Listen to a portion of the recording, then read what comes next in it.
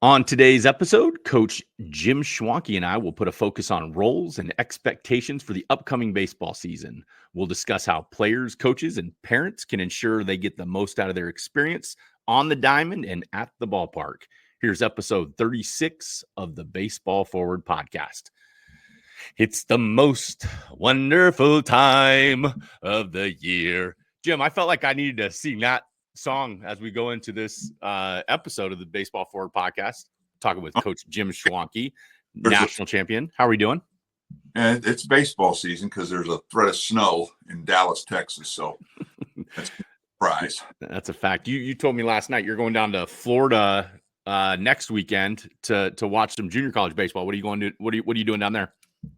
Well, there'll be a exhibition series games in Globe Life here in Arlington between a select organization has a group of high school kids that are coming into play, and there'll be 7 junior colleges, I believe.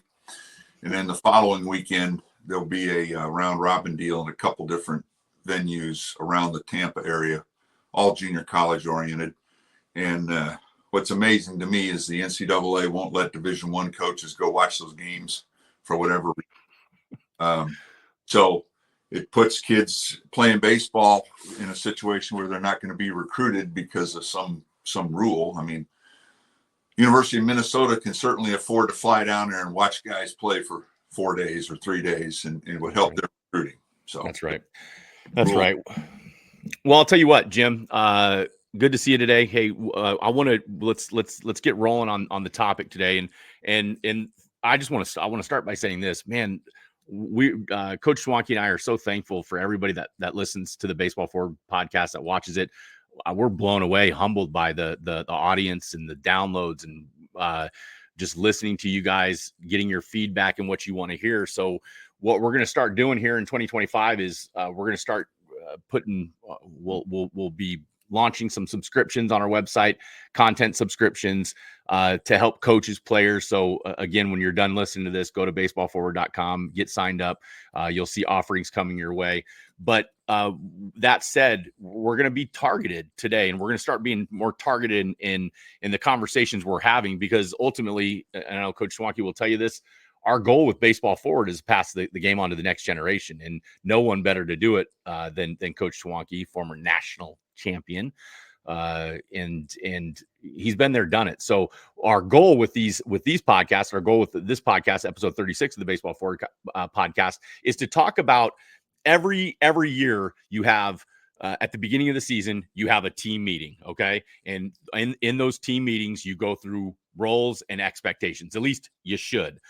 So if you're listening to this today, whether this is directly for anyone that's associated with those preseason meetings, first meeting of the season, whether you're a player, whether you're a coach, whether you're a parent, we're going to go through the youth, the high school, and the college expectations and roles for all of those three, the players, the coaches, and the parents. So, Jim, I'll start it with this, man. It is a fun time of year. So when you go into that first meeting in general, what's the energy of the staff like? Well, it's a unique situation. In a lot of cases, we had our core, our little guys grew up as 7-year-olds, 8-year-olds, and we had a group of guys that kind of stayed together, and then new guys would come in and out of our select team, so to speak.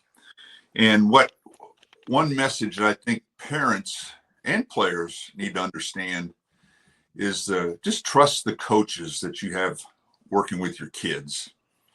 Let them coach your son or your daughter in a softball league, and learn to play as many positions as you can. We once had a young man whose dad wanted him to be the shortstop. And, I have a lot of experience. The gentleman that was the other coach had tons of experience. And so our eyes and our experience said that this young man was an outfielder, and it became a bone of contention. Because apparently every dad thinks his son ought to be the shortstop and the starting pitcher. It's an ongoing, it happens every year. It happens with every group of players.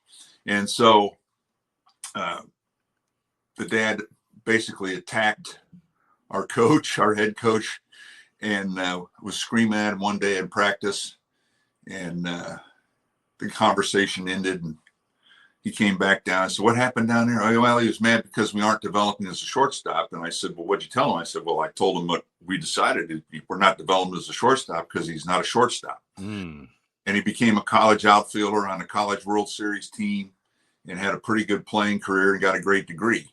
So the message there is let your son play or daughter play as many positions as they can, and the game will eventually dictate where your son or daughter should play on the field. And that's something that's really, really important. The other thing that's a constant as kids are growing up 10, 11 is roster size. Yeah. And it's one of the things that we were real careful with. We wanted a bigger roster than everybody else because we wanted to protect our kids' arms. Yeah. And our core group of guys ended up having, 3 major leaguers and guys that were drafted well, because we rested kids after they pitched. We gave them the ball. They threw as many innings as they can comfortably based on where they were in the season. And then they didn't play the next day. Wow. And people go, we got 11-man, 11-year and under team. We only can have 11 players. No, you should have 13 or 14 so that guys pitch can rest, because it doesn't matter how your arm feels when you're 13 or 12. You need to rest it so that when you're 20 and 25, you're still pitching or still playing. And that's a real long-term objective that parents and players, because they all want to watch their kids play every day. And we've had guys in our youth teams that their dad thought that the young man was Scott Rowland and Roger Clemens.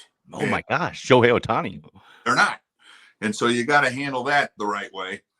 And then the other thing that's a constant that goes on now more than ever is travel and putting your kids in situations when they're young where they're not getting enough rest because you're flying to Atlanta to play in an 8-game tournament. A couple of those a summer are good, maybe. But every time we went out somewhere, we ended up playing a team from Texas, whether, D-Bat versus the Dallas Tigers in Memphis, Tennessee, or in Little Rock, Arkansas. We're out in the backwoods in Atlanta, and we're playing a team from Waco. Yep. Come on. And so a couple of those are good to do because it gives your kids chances, but it also robs them of rest and recovery and things that allow them to have a prolonged career. And so trust the coaches, take care of the arms, and let your coaches have a bigger roster.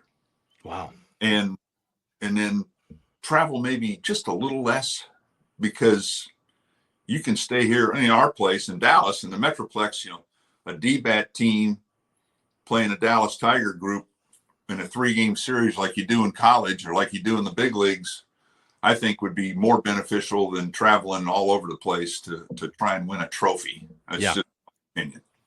You know what, Jim? I from my experience where I sit, I feel like, and I think it's unintentional. I think parents, and I think most coaches and parents, anybody in the game of baseball, I think most people are well-intentioned, but I feel like there's this sentiment of rushing the results. And that, like, when rushing the results, meaning playing so many games before you're prepared and you really even know the game. And so when we break this down, because I want your take on the 3 different levels, because all 3 are very different, youth, high school, and the collegiate level. When you're talking about expectations. So let's start with youth, and I want to break it down to the segment, or to the demographic of 3 categories. And I want it to be players, then I want it to be coaches, and I want it to be parents. So for the youth audience that's out there listening, and when I say youth, guys, I'm talking 7, 8. I mean, geez, I can't say the word 7, can I? 8, 9 to 14, pre-high school. So when we're talking about youth, and if you're sitting in a meeting and you're doing this preseason meeting, and you're meeting the kids, and you're giving the presentation on how things are going to be, what are some topics you want to make sure that you cover for the youth baseball players in that preseason meeting and of roles and expectations? Well, again, you want to have a coach that practices a couple times a week. And that's something that's based on what organization you go with, right? A lot of young kids have their parents coaching the team as part of a select organization. And so if you can find a facility to go and have the players build camaraderie and practice together, and then as a dad or mom, drive those kids together to practice on their own at certain times and play the game on their own, where they start to, hopefully develop a love for the game that goes beyond somebody telling them what to do all the time. I think self-reliant players are so much more fun to deal with than the guys that are always team jumping and doing things that they can't understand. You got to develop, right? Yeah. If you can't win the shortstop job on a 10 and under team, and you feel like your dad's got to move you to another team to play shortstop, then you got to drop down or do something. But so just trust the coaches and do everything you can to develop as a player. Become coachable. I mean, that's huge. Learn something from a guy that may have been an ex-pro player or a guy that's a high school coach that's coaching a select team. Learn something from that guy and be open. And parents, same thing. Learn something to help your athlete from the coach that you're dealing with in that segment. It's only going to last 3 months, 3 or 4 months at the most. And you can learn something in every situation. Be open-minded. And again, we're talking about developing a player that we want to be self-coached and want to be motivated to take care of themselves long term. So start that when they're younger. That's right. Don't rely, go take a hitting lesson, but talk to your son or daughter about what you want to work on as a hitter and tell that hitting guy, that's what I want to work on today. Develop your own game as a youngster. It can start when they're really young. Trust me. And all we did with our guys, speaking of hitting, is we just worked on looking for a pitch in and looking for a pitch away and just begin to develop the ability to handle balls in the strike zone. Because when you're playing young, the kids miss all over the place, right? Yeah. And young players will get frustrated by trying to swing at stuff that doesn't help them develop a solid swing. Ooh. So just make the game simpler for hitters. Pitchers, on the other hand, we've talked about it a lot. Learn how to have the ball hit and learn how. One of the great things we did at LSU with our pitchers was Skip Bertman had our guys throw batting practice, which is what they did in the old days, right? But what those kids learned when they're throwing batting practice, I can throw it right down the middle 10 times, and they're not hitting 10 home runs off of me. So the fear of having the ball hit gets minimized. And so that's something that can start when a kid is 10 years old throwing pitches for the first time. Just throw it over the plate, let them hit it, and let the guys behind you play defense. And all of a sudden you learn that pitching to contact, the old infamous pro axiom, is pretty simple and true. If you walk 2 guys, then all of a sudden you're in real trouble. That's right. Those things can be taught in bullpens when you're 10 years old and in games, and make sure as a coach and as a parent that you don't overreact when the ball's hit hard, because apparently at some point you're going to play guys that are better than you or as good as you, and they're going to hit the ball hard occasionally. That's right. Surprisingly enough, it'll go to a guy on defense a lot. They have those guys strategically placed there for a reason, right, Coach Schwanke? Right. You know what, man? You've. I want to hear a story. We'll go with the players, okay? Because young guys, and I'm talking to you guys out there that are pitching, and if someone's trying to make it as simple as possible, pay attention, because if they're trying to make it as simple as possible for you, they probably understand the game at a high level. I think I understand the game at a high level, and then I talked to Coach Schwanke, and I'm like, I am an infant, and that's why I like learning. You told me a story yesterday, Jim, and you told me this one before with Coach Ward. Coach Gary Ward, Oklahoma State, 10 College World Series appearances, 2008 Hall of Fame, one of the greatest college coaches of all time. You told a story about how he sat his pitchers down Right. and talked about first pitch. Tell Right. the story. I want to hear that. So we had a really great college baseball team with first rounder, second rounder, eventually 2 or 3 major league arms on this pitching staff. But at that point in the year, they were hiding the ball. In other words, they'd get to a couple strikes ahead and they'd nibble and end up giving up a walk, or they'd worry about having the ball hit early in the count and they'd get way behind. So they nibbled.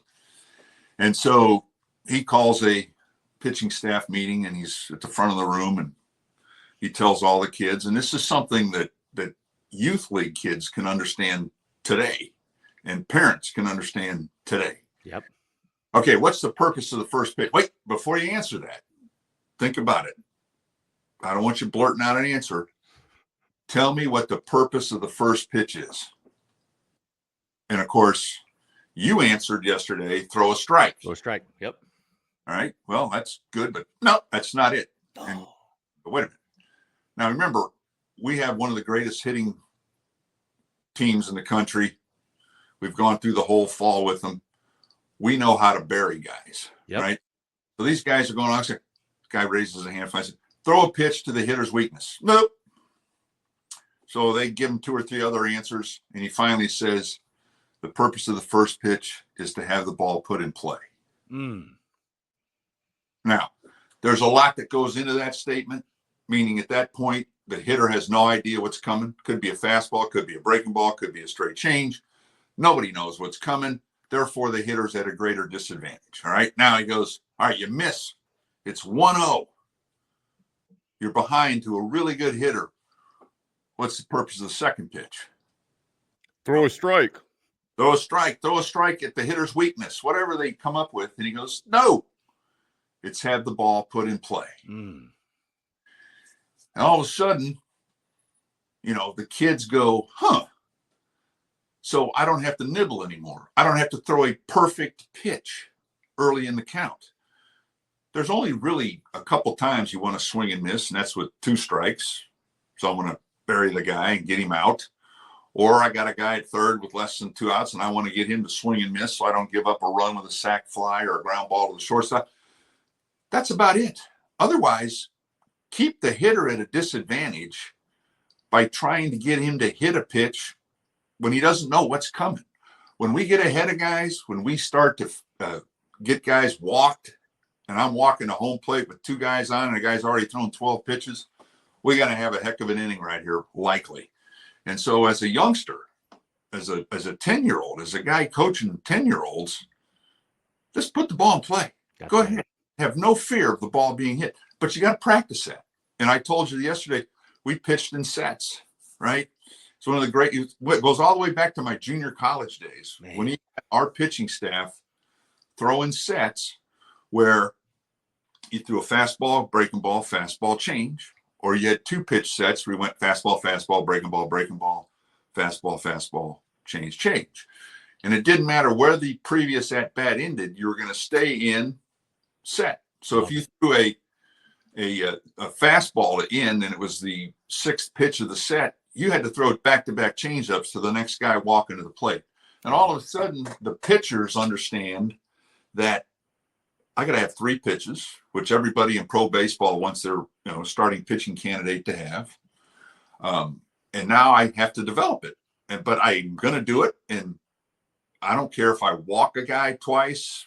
I don't care what I'm doing. I'm going to learn how to do this. The old story of Greg Maddux being sent to Venezuela to throw 30 or more straight changes in winter league games. That's how he learned how to throw a straight change. You have to learn to do it in competition. And so there's no reason not to do it with sets.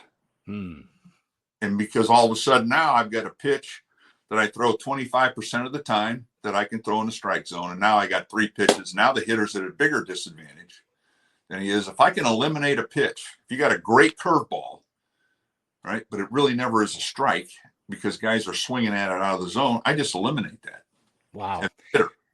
You also said something to me, and again, I mean, it's just breaking it down to such a simple way that, guys, like, you don't have to be, you can be an 8, 9, 10, 11, 12-year-old. But if listening to this, you can understand just the simplicity of this. Jim, you asked me, out of 100 pitches when you were at the professional level, out of 100 pitches, how many could you flip in there? How many could you, when you flipped in 100 breaking balls, how many of those could you throw how many of those would be in the strike zone? And I say 30, 35, 40. Okay. Well, if I miss with a curveball, because that means let's just say at 30, I'm missing in the strike zone, I'm out of the strike zone 70% of the time. When I miss as a pitcher with a curveball, what do I go to? A fastball. And just that duh moment of, to the young guys out there, no matter how good your fastball or your curveball is, you're developing it. If you don't have a straight changeup, I didn't. My changeup sucked. Okay. And when we were having that conversation the other day, it's okay. Well, when you go 1-0 and you got to get back in this, you want them to put the ball in play. Well, you're predictable. You're throwing the fastball. Well, that's where the straight change comes into play, because if they're on the fastball, take something off of it, now you're back to even. My whole point in saying that is, if you're a youngster listening to this, learn how to throw the straight changeup. Hey, fastball location, a well-located fastball can get anyone out at every level. And the changeup will be your saving grace. And if you have a curveball or a slider and all that stuff, great, you'll develop that. But my message is keep it simple. The main thing is fastball, location, get them out right now. What Coach Ward said, get them down, get them away right now. We have an amateur client this year that's a SEC school, and his dad was his pitching coach as he grew up, and then helped him into high school also. And he literally, the last at bat I saw him throw this fall, he threw a 94-mile-an-hour fastball in, and then an 83-mile-an-hour straight change that the guy missed by a foot. And this is in an inter-squad game with a really good hitter, knowing what that guy's throwing, and he still missed it by a foot. All right. And so the dad taught him and made him throw straight changes when he was a little guy. Even when he's throwing, 65 miles an hour, still throwing a straight change, still learning how the feel of the game. And those are things that can happen. Hitters, on the other hand, when you're 10 years old, pitchers are all over the place, right? You can't refine what you're looking for that dramatically. And so that's why we just did inner half, pull it, outer half, go the other way, hit what you're looking for. That's right. Really learn the strike zone, and then learn not to chase, right? Even though the umpires are, God bless them, they're working, they're making money, they're out in 100-degree temperatures doing 3 games a day. It doesn't matter if the guy calls a strike 3 a foot outside. Don't swing at it. That's right. Long term, we're trying to develop you to become a really good high school player and maybe even get into college or pro baseball. So swinging at this pitch selfishly to try and hit it is not beneficial to the team or you as a hitter. And take the strike 3. We'll work on it. The coach will fight for the strike zone, right? And you just walk back, because everybody watching knows it's a ball. That's right. That's so right. You start reaching, and then you get a pitch in the middle. You can't hit it because you jam yourself. So simplicity as a hitter, when you're 10 years old, inner half, outer half, hit what you're looking for, learn the strike zone, learn play cover. And Billy McKinney, who has played in the big leagues for a long time, that's still one of the things that he goes back to, and he talks to us and his dad about playing for our D-back group. Man, you taught him pitch selection, how to, the strike zone and the discipline that it takes. Well, that's what it takes, because the big leagues now, that box on TV is really, it is clear, and they get graded on getting the ball in the zone and calling stuff that's far outside. And that's what you want to develop as a young guy. You know what I love about that, Jim? Talking about, for youngsters learning how to hit. In the day and age that we live in, we are overly inundated with the mechanics of the swing. And when you're a young guy, when you're in competition, you shouldn't be thinking about the mechanics of the swing. it is much easier to go up there and look for an area of the strike zone that you're wanting to swing. Hey, I'm looking away. If he throws it there, I'm going to put my best swing on it. That is extremely simple. And what I love about it, and I witness it with my boys, is they're not thinking, hey, posture hands. I get it. All that stuff matters. But as we're bringing these guys up, the goal, keep it simple, have a plan, and don't overthink this because hitting is really hard. Well, and that's a good point. There's time to work on your mechanics as a youngster, and there's a time to not. Competition is that time. And so when we dealt with our guys at Oklahoma State and LSU, it was really clear that we developed with what their body allowed them to do. Mm-hmm. We got them to understand that over time. And then you put them in game situations and practice situations where they started to feel the right things based on what they're looking for. If I can't pull the ball because of the way I'm built, then I've learned how to hit the ball hard the other way, and you applaud that effort and that success, and then it carries forward into the game eventually, and then confidence starts to build. Everybody has an ideal swing, and in our system, it's when that foot hits the ground. When you have a foot strike, all of a sudden, bam, we're going as hard as we can. And so, as a youngster, again, with the simple drills in the blast system, you can learn how to control your stride, eliminate the bat, work on your stride, balance, body control, so that when you get in competition, I can adjust to how hard this kid's throwing at me, and I can do whatever I want to do with the baseball as many times as I possibly can in competition without thinking about mechanics. So that's what we try to get our guy, even at 10 years old. We're trying to get kids to understand that. Practice this stuff over here mechanically, so you have to think about it in competition. Like you just said, I'm looking for a pitch away, and I know what timing I got to be to do that and hit the ball deeper, but earlier in my swing path. That's, we've talked about that old battle too. Yeah. Yep. Talking with Coach Jim Schwanke. I'm your host, Ross Hawley, on the Baseball Forward podcast today. I gotta slip this in there because you said it, but Coach Schwanke has what's called the Blast hitting system manual. And guys, it is pure gold. And I'm going to take this opportunity to say Coach Schwanke is going to be relaunching his a digital version of the Blast hitting manual. And I'm telling you, parents, coaches, it's a no-brainer. Get a copy of it, read it, learn it. Very simple terms, but I'm giving that plug because we can, because it's the Baseball Forward podcast, and it's gonna be on our website. So moving on here, Jim. We're in the youth demographic, and I want to kind of move it along here. But so that's some good stuff for the youngsters, the players to think about, in that preseason meeting. Keep things simple. Learn your role. Be diverse. Play multiple positions. Move on to just some simple thoughts for coaches at that youth level. What are the expectations? What are the expectations and roles of these coaches for the youngsters out there? Well, again, it's a situation where we had the luxury of understanding, because of our experience, how to develop a player, how to watch them make progress, how to challenge them to make them become better, take a skill set and put him in the right position to play the game well. And so, again, it goes back to the old, the 5 tools. Who's got power? Well, they probably should play the corner position. If you got real fast guys, they should play up the middle. The guys who have the real accurate arms should probably be your shortstop.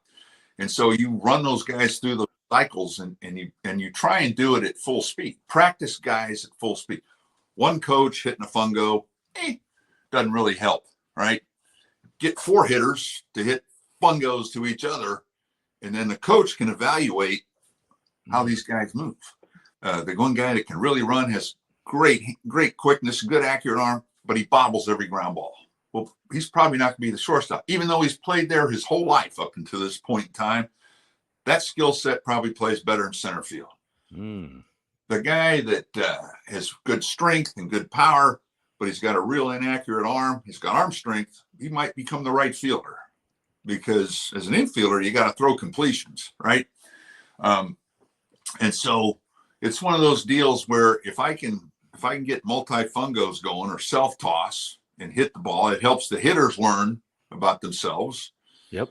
Helps the infielders feel ground balls that are hit firmer than normal because they're using their game bat. You can give them fungos too, but get a bucket of balls and hit them to third, guy hitting it to short, and you can watch both the hitters, how they're doing it, and you can watch your infielders. Therefore, you can evaluate them. Same thing in the outfield. There's a lot of guys that can run a long way and drop the ball.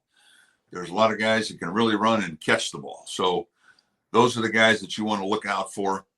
And again, you want to have as many guys on your team as possible so that you have pitching depth and rest and that kind of stuff. The other thing that you need to do, and we did it a lot, is we practice situational stuff full speed all the time, as many times as we could. That's awesome. And we'd put a base runner at first base. We'd have a defense playing with as many guys out there as we could. Do front toss and let the kids rip it. And they're running the bases full speed, and they're learning how to slide. Yep. Nobody practices sliding anymore. So, Nope. Right? Everywhere you go, slide. Learn how to slide. Defense is making plays at full speed. And so now you can see and you can develop secondary positions for people. The really good player that's in center field that could be the shortstop. If the shortstop breaks his leg, on a skiing trip, all of a sudden somebody else has to play shortstop. Well, you've already developed this guy with 200 reps at shortstop, knowing where to go, how to take relays, doing things at full speed, practicing, coach them up, right? Put them right back out there. If there's a mistake, bring them all together, tell them what happened, put them right back out there. They understand. I never really got a grasp of how coaches talk so much. Man. And the players have to listen. It has nothing to do with how the game's played. The game's played with repetition, situations, runners at first and second, one out. Here's what's going to happen. You finish the play and you restage it again. There's so many variations that go. You can't cover them all, but you want to handle routine plays the right way. You want to go to the right spots in case there's a mistake. Does the right fielder move to the right spot when there's a ground ball to the third baseman? You can't talk about that. You have to practice it and then take the time to bring them up and go, listen, buddy, anybody who's playing right field on this team, when there's a ball hit to third base and there's a runner going from first, you better, as soon as the ball's hit, break to take away the bad throw so we can keep the double play alive for the next time. But you have to practice that. Balls that go to the backstop from throws from the outfield. Have catchers and pitchers that back up ever gone and practice throwing the ball from the backstop to throw the runner out going from home plate to second on an overthrow? Never. Do it. Let's finish the plays and coach them full speed as many times as you can. Man, that's such good stuff. And for the coaches out there, like there's a lot of coaches at the youth level that feel, just call it what it is, inadequate. Their dads, a lot of the times, they don't know the game, maybe at the way some of the high school coaches and college coaches obviously do. So my encouragement to those guys is, if you find yourself talking too much, or if you're thinking, hey, am I talking too much? You probably are. And one thing I know that you harp is repetitions. The kids will make the corrections or they won't.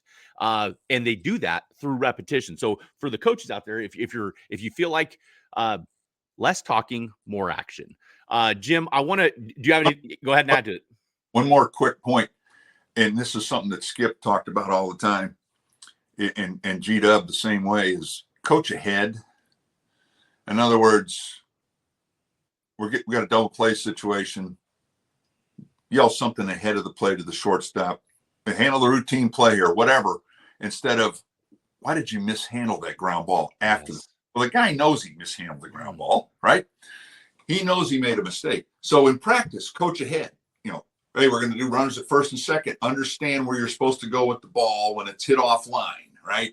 And when the right fielder runs 30 feet to the foul line and then tries to throw a guy out going from first to third, where there's no chance, unless he's got Vladimir Guerrero's arm, the ball goes to second base. Timeout, come here. You know why it goes to second base? Because we want to keep the double play alive. Go back, right? And then stage the drill and keep doing it until they show the right. And when it happens, let them know they did it right, and reward the positive efforts. But coach ahead. You got a 2-1 pitch coming. Tell the hitter what he's, get a good pitch to it right here. Something instead of how could you take that 2-1 fastball after it happened? With body. I love that, Jim. And you know what I love about that though? It goes hand in hand with what I said is maybe they don't know the game. Well, hey, do your best. But that solves the issue is coaching ahead. That makes you think about the situation and what should happen, and let's be proactive with them. Not talking their ears off, but be proactive with them and try to help them be successful. Isn't that what a coach's job is? Right. And parents understand that's what they're trying to do. I mean, I have so much respect for guys that are coaching youth league baseball now and guys that are umpiring youth league baseball, because the world is really tough right now. It is. A lot of information out there that empowers people to think that they can manipulate their son's or daughter's success. And in reality, the young man, the young woman need to want it. And our job as parents is to just give them the tools to try and be the best that they can and learn the lessons of the game. The game is going to teach you a lot of adversity. It's going to teach you a lot of stuff that you need to overcome. And that's the secret to winning baseball games, is overcoming adversity, overcoming mistakes, things that happen that are out of your control. And how do you eliminate some of those things from happening as often as possible? I had a friend call me recently, Jim, and he said, hey, he coaches a team, a young, 12, 13-year-old team. And he said he was having potential issues with a guy moving from states and not joining his team on time. And I said, well, what's the issue? And he said, he's not going to be here for the first month of practice, and he goes, and I go, well, what are you struggling with? He's like, well, he'll be the 11th guy. And I'm like, instantly I was like, well, 11. So if you don't let him join, that's going to be 10 guys. So that my alarms are going off. And then I said, well, what are you struggling with? And he goes, well, I had 2 dads come to me and basically voice that they didn't think it was fair that little Johnny was going to be a month late, things that were out of his control, moving to join the team. And he was going to join the team late. He was going to miss the first month of practice. And Johnny's going to miss those practices. And they think it would be best if they just ran with 10. And I said, okay, pause. I said, the guys that came to you and talked to you, you have 10 players on your team right now. If you were ranking, and this guy's a good baseball guy, I was like, if you were ranking these guys, where would they be? And he said 9 or 10. And my point to him was this. I said, of course, there's always going to be the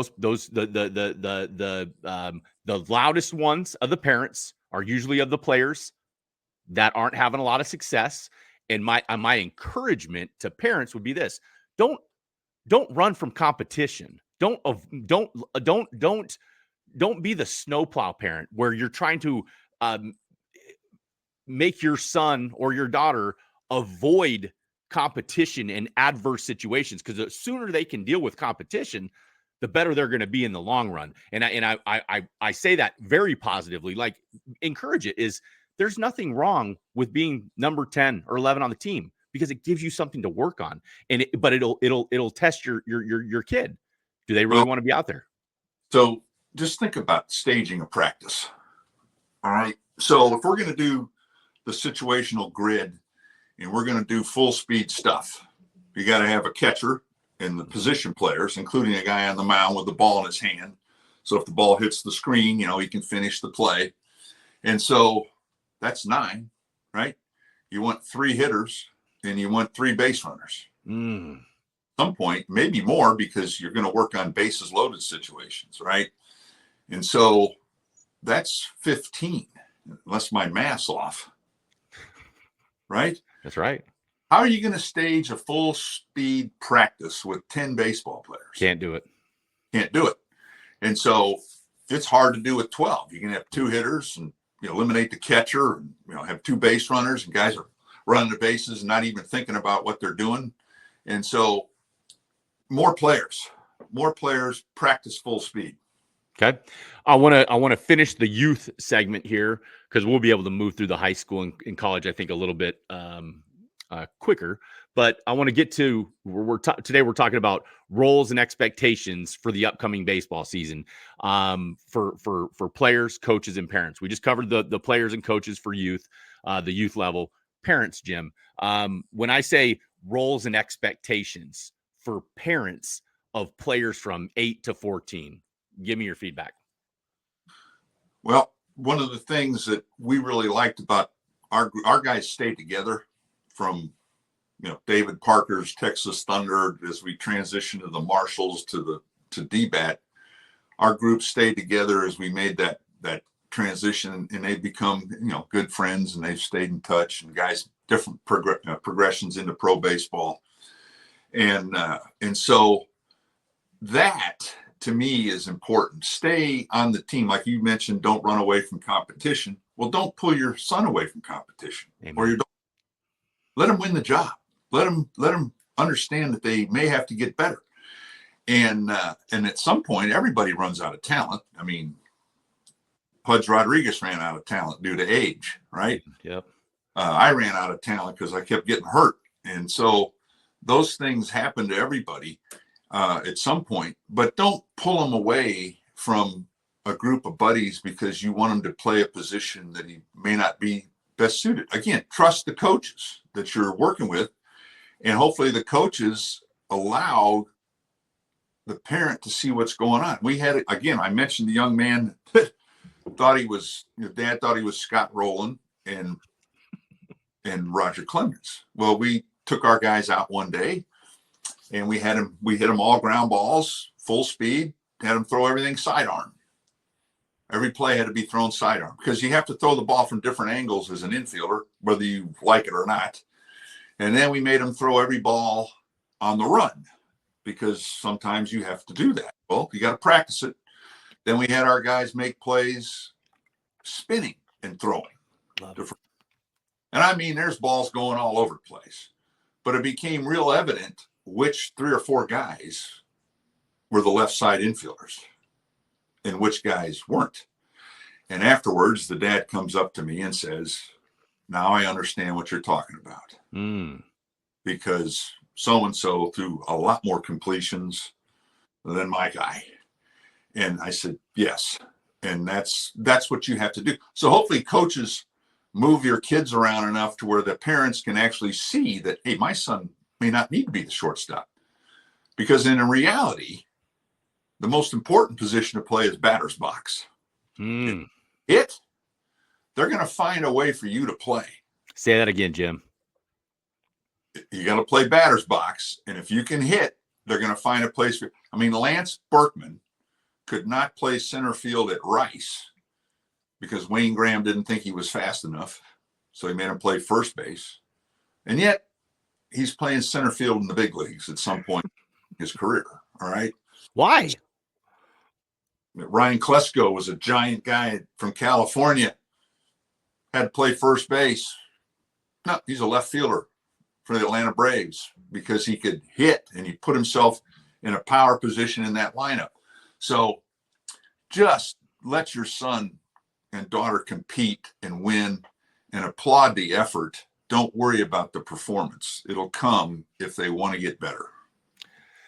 I love that. I've heard you say that many times, play batter's box. And I'm like, you know what? Okay, let's just say your son's goal and his dream is to be a big leaguer. Okay. Guys, youth players, 8, 14, it doesn't matter necessarily where he's out in the field. if he's playing batter's box and you show up at 8 and you show up at 9 and you show up at 10 and you show up at 11 and your kid's always winning to get to the top of the order because he's one of the best, that guy's going to go a long, long way. Play batter's box. I love that. Well, the other thing, Ross, real quick, is that kids' maturation levels are really different when they're 9, 10, 11, 12. You've seen it. There's the big giant guy that dominates the game physically, but he's not learning how to play the game full speed. He's not developing fundamentals. He just manhandles the game. Well, he gets into high school, and these little guys that had good actions all of a sudden grow, which is what I did. All of a sudden, they become as more skilled and just as big and just as physical. And so those guys get passed by. So be patient. You may have a 10-year-old that's a phenom on your team, and you play the same position. Hey, guess what? A shortstop in the New York Yankee organization for about 15 years had no chance of playing in the big leagues. So they had to find other positions to play for those guys that were good enough. That's right. That's right. All right, let's move on. And you know what I'm going to do, Jim? I'm going to leave this next category, kind of how we're going to talk about the this is the preseason meeting. You're talking with your setting expectations and roles for players, coaches, and parents. I'm going to leave this kind of. I'm going to put these guys together. It's going to be the high school and the college demographic because it's relatively the same in the sense that, hey, in high school, like whether you like to, anybody listening to this, whether you like to hear it or not, politics aren't a part of it.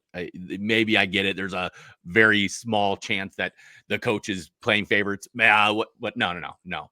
When it's about winning and it's about competition, which it is in high school, which it is in college, this stuff is pretty similar. So, season expectations and roles for ages 15 and up, from high school all the way to the professional, to the collegiate ranks.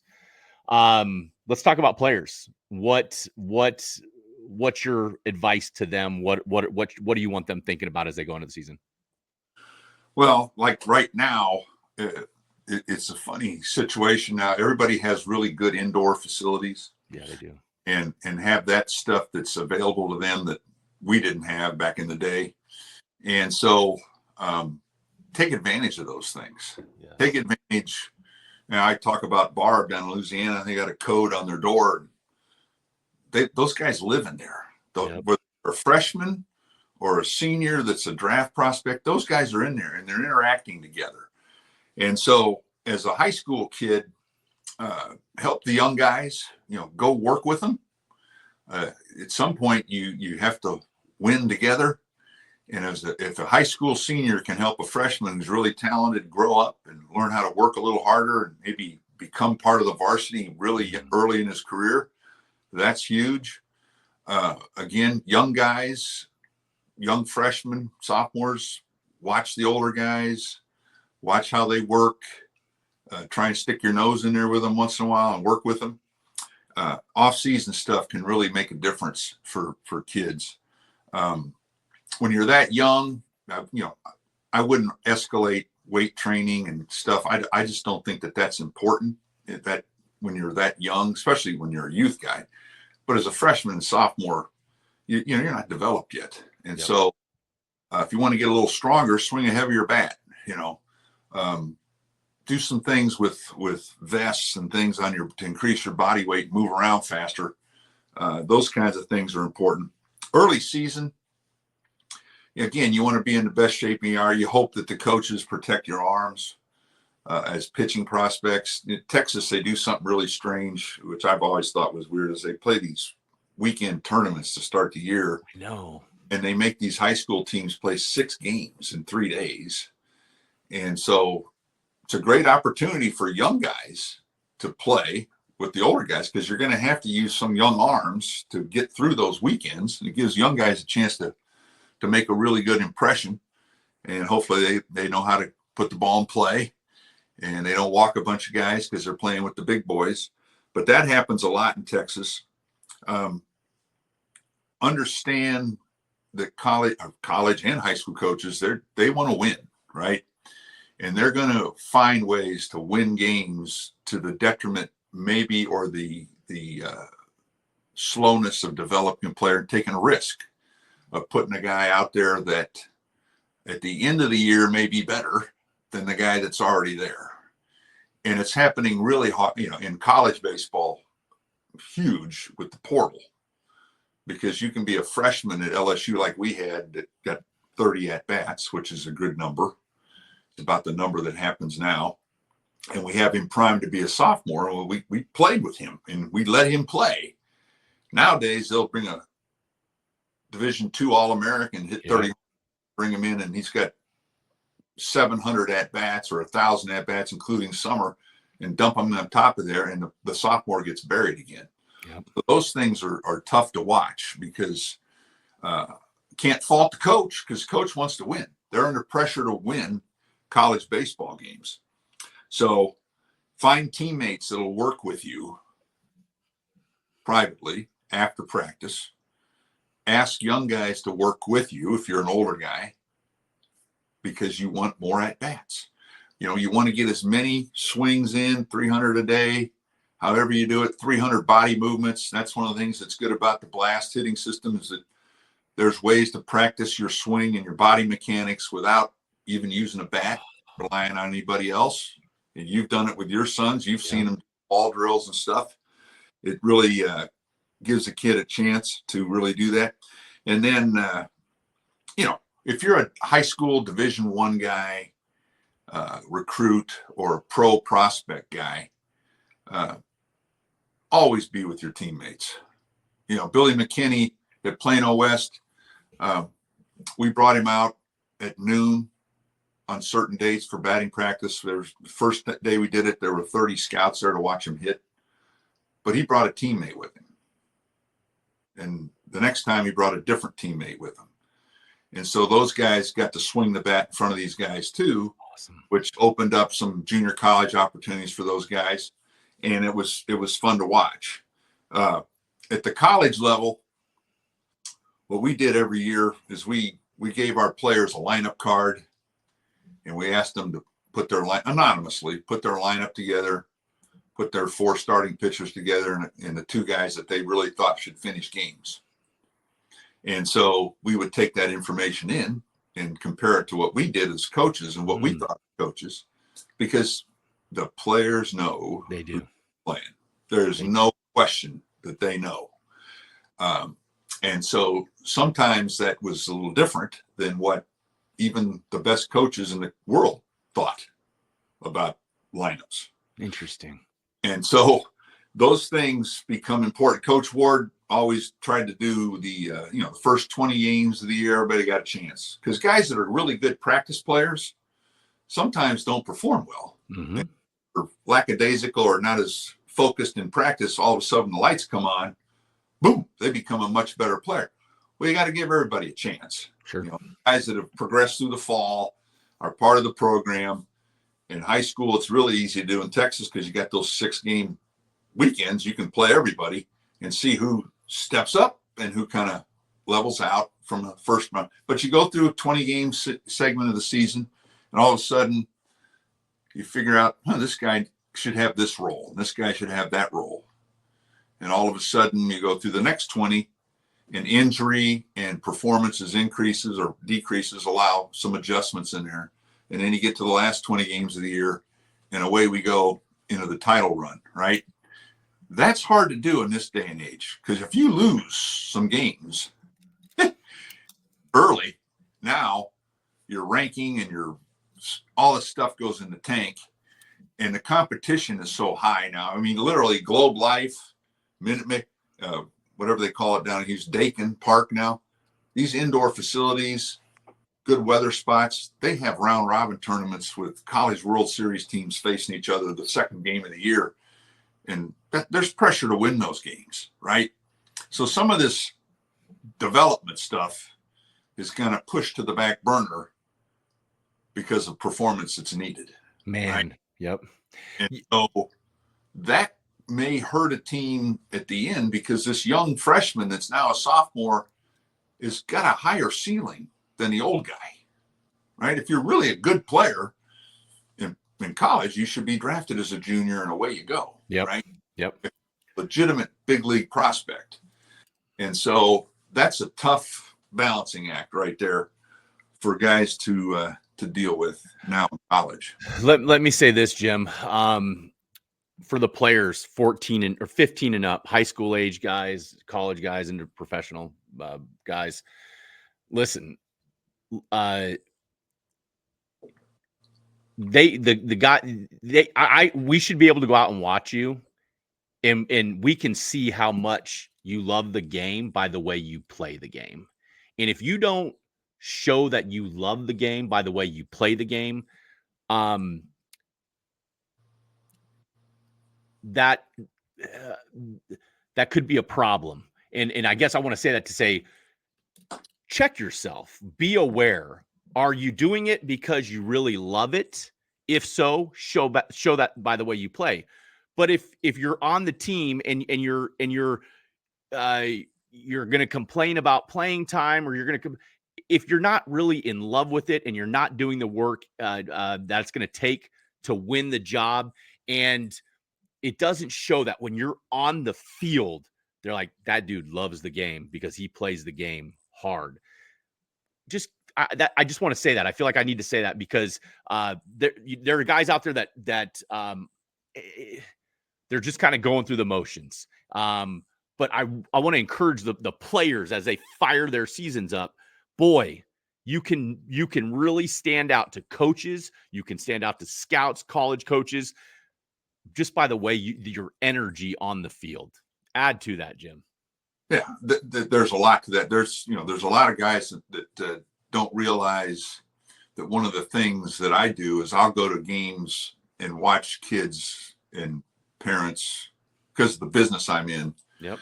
And not let them know that I'm there. Much like a kind of a cross checker at the big league level. Yep. See a kid play and they may be there for 2 innings and they get a quick snapshot and they got to go on to the next guy. Well, I'll go watch kids play in the heat of the summer at some obscure field just to watch how the young man interacts with teammates, how he handles things that don't go right, watch how his family handles game situations. And in this day and age, there aren't any secrets. I mean, it's really rare for a guy to be unknown, where in the old days, the old scouts would hide a guy out and sign him. But that doesn't happen anymore. So as a result, you're in the spotlight all the time. It's a modeling portfolio you're trying to put together, and you want as many good snapshots of yourself as you can. And that's just playing the game the right way. False hustle doesn't work either. A guy that runs over to a fence and climbs the fence for a foul ball that's 40 fence, that doesn't help, right? People see through that, right? But do the right things and play the game the right way. And again, it goes back to practicing full speed and coaches that put their kids in a position. That's one of the things that Skip Bertman always reveled and loved, is when somebody would come in, a pro guy would come in and say, boy, coach, your team plays the game the right way. All right. That meant the world to him. It meant the world to me, because you're trying to get your group of players to move as many as you can to the next level, right? And you're trying to get to the end of the year with everybody healthy and being able to win a national championship. And so as a high school player, if you really want to play at the next level, watch the game. Watch whole games. Go watch the guys in Frisco at the AA park here and watch how they play. Go watch TCU. Go watch DBU. Go watch college games and watch the game. And watch how that shortstop really moves and what he does all the time. And emulate those guys. In big league games now, it's all, and the talent is off the charts, but it's all a show now. The guy hits a home run, you got to dance and flip around. That's really good. He's earned that because he's in the big leagues. He's entertaining people, putting people in seats. That's really important. But playing the game the right way for a guy like me means everything in the world. And when I see somebody do something consistently the wrong way, whether it's attitude, which you mentioned, or if it's not knowing what to do with the baseball or how to handle an at bat, or handle competition. Some guy that's carving them up. Those things become red flags for me, and it's easy to see, and it's easy for coaches to take care of if the player is coachable, right? And believe me, being coachable is important to Division I coaches, because they want to be able to help you learn how to compete for a national championship. But in the programs that they're doing it, the top 40 programs in the country, there's a lot of teams that can get to Omaha now. I'll tell you what, there's always just so much. Again, I'm going to go back to what I said earlier. It amazes me, the older I get, the more I learn about baseball, the more simple it gets. Correct. And at the highest levels, it's the most simple for those guys. So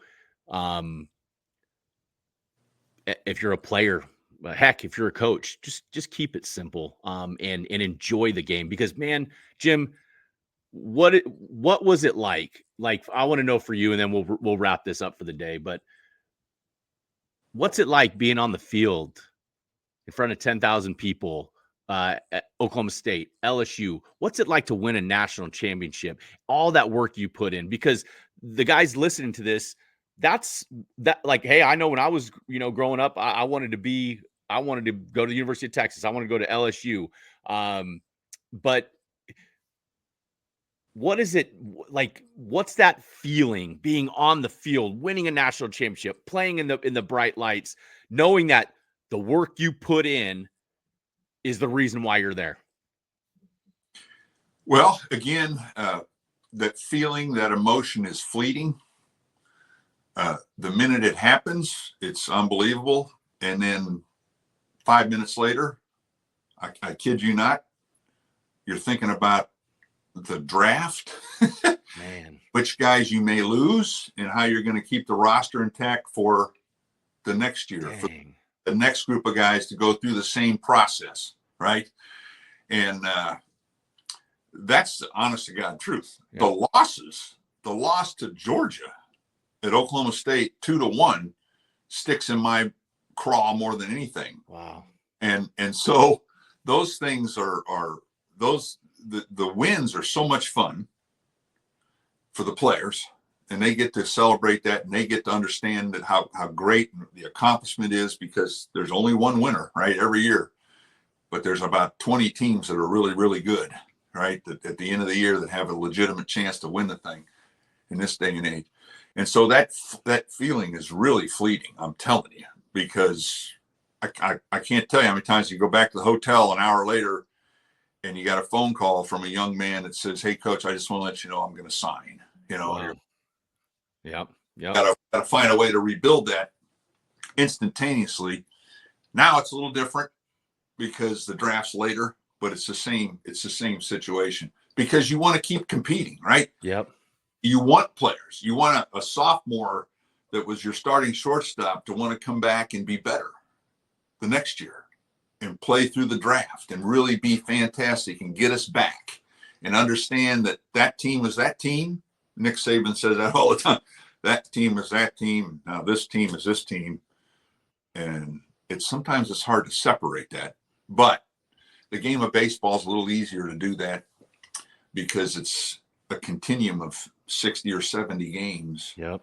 And there's a lot of ups and downs that go on in that time frame. But the work, the feeling of accomplishment, when you think back to some of the things that happen, the trust that a player puts in you to make the commitment to come to your school, or the trust that a high school player puts in their coach, and maybe the family moves to that district when they came to, they moved to Frisco and they go, which school has the best high school baseball coach? Well, it's this school or that school, and they move in that area to go to that school. The trust that those families put in coaches is and kids it's a great feeling, and so that's sacred. And I know with all the high school coaches that I know around the country, they have no ill will. They want every player they have to get better and succeed. That's right. And so that's where the families need to trust that and go through that process. And if you get to the state tournament in Texas, that's one heck of a, you get to the last 4 teams in Texas, I'm telling you, that's one, doesn't matter who wins it. That's an amazing accomplishment in this state. You get to Omaha, it's an amazing accomplishment, whether you win it or don't win it. And so when that happens, the feeling you have after winning a regional is better because you get to go to Omaha. The reward is now accomplished. It's earned, right? And it's an experience that everybody wants to have. To get through 5 rounds or 6 rounds of the play. I don't even know. It's endless here in Texas. To get to that thing in Austin, Round Rock, is phenomenal. And that's the end prize. And so as a coach, the feeling of winning really happens every day. Yeah, it does. If you're really does. Invested in your players, and all of a sudden you see your high school shortstop go to the backhand on the run and make a play, you go, huh, he's gotten better, right? He might be able to do that under pressure. He might be able to do that to help us win a regional championship someday. And that's what's fun about the game. Getting a guy that shows up at home plate in the batter's box and fights off 5 0-2 pitches and earns a walk, where a year later the coach is saying, this guy can't hit with 2 strikes. He's terrible. That's beautiful. That's a win. Those are the wins that happen for coaches all the time. And so the final win of the year is what we were preparing for when we won the first one. And even when we lost the first. I never won the last game of the year, Jim, so I don't know how that feels. But I know that I imagine it's amazing. I really like what you said as I wrap up here, winning every day. And I'll encourage whoever's listening to this that, boy, if you can be focused on just that, like I get it, it's great to have goals. Absolutely. I believe in that stuff. But if you're focused on winning the day as a baseball player going into this season, if you're just focused on the accomplishing and winning the day, man, you start putting those days together, you end up being a pretty good baseball player. Stay present. Don't worry about the things that happened in the past, where you think you might play, where you think you're going. Just do your best today, and try to stay present, because you said a word, fleeting, because it goes, Jim, you know it. You go from the top of the mountain to the valley like that. And baseball is a humbling sport. And so just enjoy the present. I'm going to let you say any final words to the audience as the upcoming season. Give us your Newt Rockney or your Lombardi speech, and then I'll take it out after you're done. Well, it's an honor to be in this situation, to talk and present information to players, coaches, and parents. That's what we're trying to do here. We're trying to win with Baseball Forward here. We're trying to help as many people as we can understand the game at a newer level, a different level. And it's rewarding to me. And I know it's rewarding to Coach Ward, and it's rewarding to the people that we've had on here to be able to share their stories with people. And we're not here to tell you how to hit, how to play, how to do this, that, and the other thing. We're here to help you understand that you can do things on your own and make yourself a better baseball parent, a better baseball coach, and a better baseball player. Baseball Forward. Man, it's a blast. I'm honored, man. It's a blast. I love learning. I love this game. And I'm thankful that I got a front row seat, because, hey, we are an ally to everyone. If you want to learn about the game and you want to come along this ride with us, baseballforward.com. The last thing I'm going to take us out with is make sure we will be relaunching Coach Jim Schwanke's Blast Hitting Manual. Will be released, Jim, within the week.